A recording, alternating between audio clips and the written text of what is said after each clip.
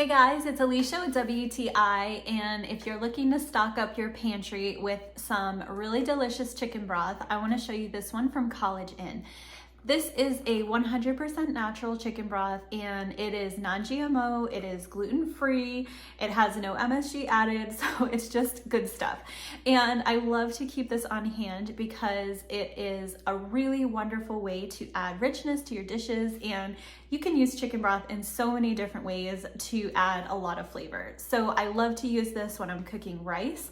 I also like to use it when I'm making sauces or gravies or soup, of course.